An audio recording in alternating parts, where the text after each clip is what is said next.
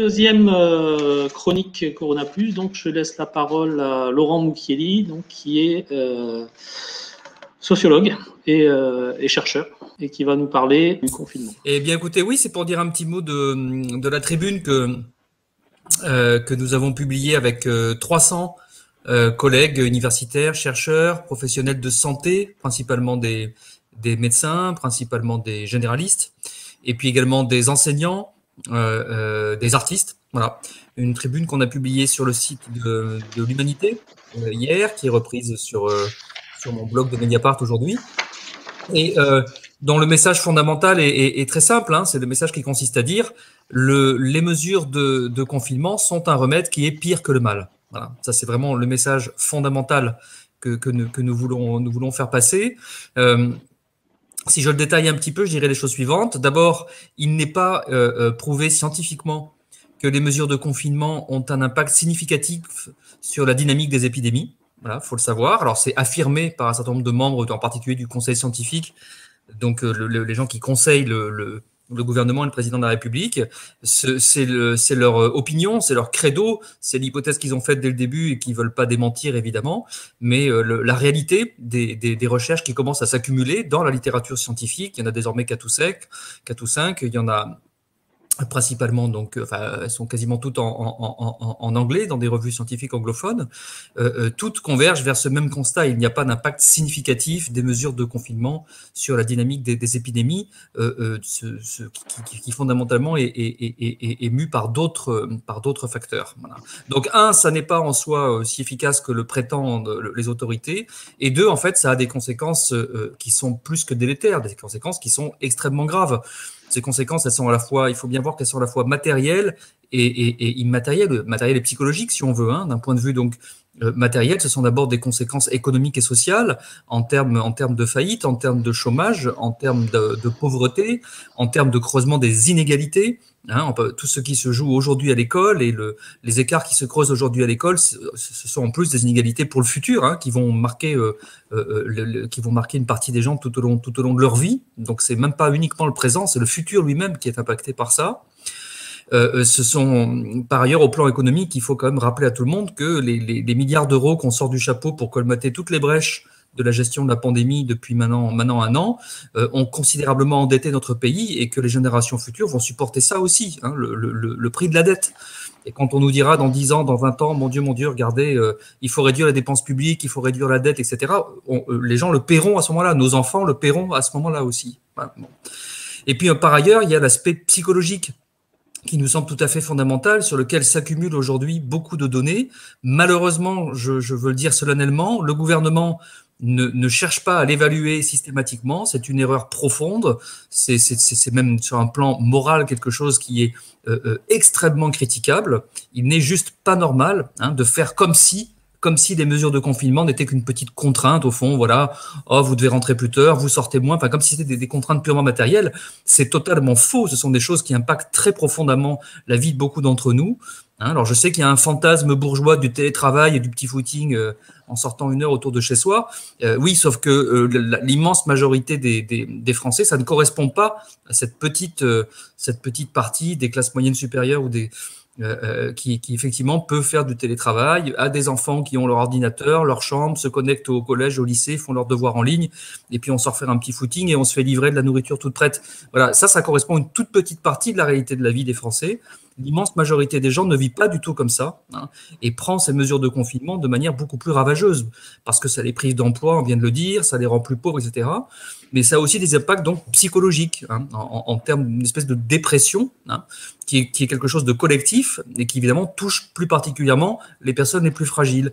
Et en tant qu'universitaire, je peux vous dire que ça concerne notamment les étudiants, hein, dont on voit aujourd'hui et dont je vais publier dans les jours qui viennent les premières recherches scientifiques sur des échantillons de population d'étudiants qui montrent que en particulier leur tendance suicidaire augmente clairement pendant les confinements. Il faut le dire, et il faudrait que ce gouvernement s'en préoccupe et essaie de le mesurer. Voilà, ce sont des choses. Donc c'est l'ensemble de ces choses-là qu'on dit. On rajoute enfin que ça a des impacts sur notre culture politique et juridique. Hein. Je veux dire, le fait de vivre en état d'urgence permanent avec un Parlement qui a délégué au pouvoir exécutif tous les pouvoirs avec des juridictions qui ont un niveau de contrôle assez superficiel, en réalité, de toutes ces mesures, et par ailleurs, des médias dominants qui, en fait, sont incapables de rendre compte de la diversité des points de vue et d'organiser un débat contradictoire, et qui sont tous dans une espèce de doxa, hein, comme on dit en sociologie, et qui fondamentalement relaient, en fait, le discours, la doxa du gouvernement, le discours gouvernemental, en relayant ses chiffres, ses analyses de chiffres, son discours fondamental, et vous le savez bien, en traitant de complotiste, hein, quiconque dit qu'il n'est pas d'accord ou qu'il a une autre lecture de ces chiffres, par exemple. Voilà. Donc c'est l'ensemble de cette situation que nous critiquons fortement. C'est pas la première fois, mais pour qu'au moins on sache que à écouter les médias ou le gouvernement, on a l'impression qu'il n'y a qu'une opinion et qu'il n'y a pas de débat. C'est faux. C'est faux, il y en a, et il serait salutaire qu'on le dise et qu'on le sache davantage. Je vous remercie infiniment de m'avoir donné la parole pour en parler. Merci. J'ai une question. On sait que les médecins sont assez, on va pas dire bridés, mais enfin réticents à dire certaines choses. En tout cas, dans le milieu universitaire, comment sentez-vous les choses et la position par rapport à ces choses qui nous paraissent a priori parfois incongrues, quoi, hein, par rapport à la réalité? Est-ce que ce que vous nous dites est partagé par d'autres chercheurs dans le milieu ou... Alors, je dirais en gros, mais comme c'est quasiment toujours le cas, hein, dans la société, en gros, il y a 3 groupes, on va dire. Hein. Il y a le groupe des gens qui relaient à leur tour le discours gouvernemental. Il y en a certains parmi mes collègues. Il y en a même certains qui sont, surtout chez certains jeunes, qui sont presque à la limite d'être des influenceurs, on pourrait dire, hein, et en particulier pour certains collègues qui sont dans le monde médical, c'est tout à fait clair. Ensuite, il y a à l'opposé une autre minorité qui sont les gens que je représente un peu, si vous voulez, aujourd'hui, qui sont, eux, sur des positions nettement plus critiques et qui réclament à tout le moins un vrai pluralisme, un vrai débat contradictoire sur tout ça. Et puis au milieu, je dirais, il y a la grande masse des gens qui se taisent, qui ne parlent pas, dont il est difficile de savoir ce qu'ils pensent exactement. Hein. Voilà, moi je sais qu'il y en a une partie qui pense comme moi, mais qui n'oseront jamais le dire publiquement, très clairement. Moi je le vois à chaque fois que je fais un séminaire, une réunion, j'ai quelqu'un qui vient me dire un mot, ou si c'est en visio qui m'envoie sur le chat un machin bidule. Voilà, bravo Laurent, on te soutient, etc. Mais par exemple, ils vont jamais signer publiquement une des tribunes qu'on fait. Donc ça, c'est pour des raisons diverses, soit parce que ils estiment que ils n'ont pas donné leur avis, ou etc. Soit parce qu'ils ont peur. Hein. Il faut aussi ajouter qu'il y a un certain nombre, voilà, il y a un certain nombre de personnes qui préfèrent se taire de peur de subir une quelconque forme de réprobation, d'opprobre.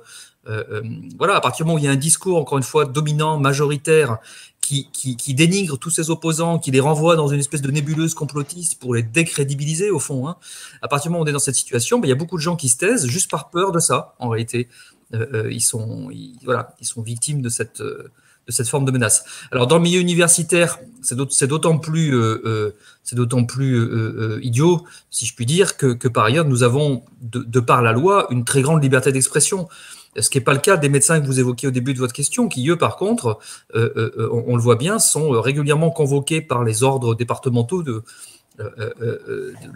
les assemblées départementales du Conseil de l'ordre des médecins, où on leur dit, en gros, tais-toi si tu veux être tranquille.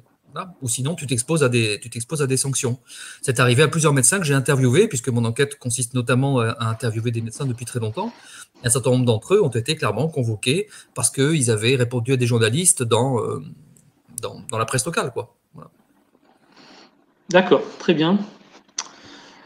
Bien, merci Laurent, et puis j'espère une prochaine pour la suite des événements, parce que je pense que votre voix est importante. On va passer...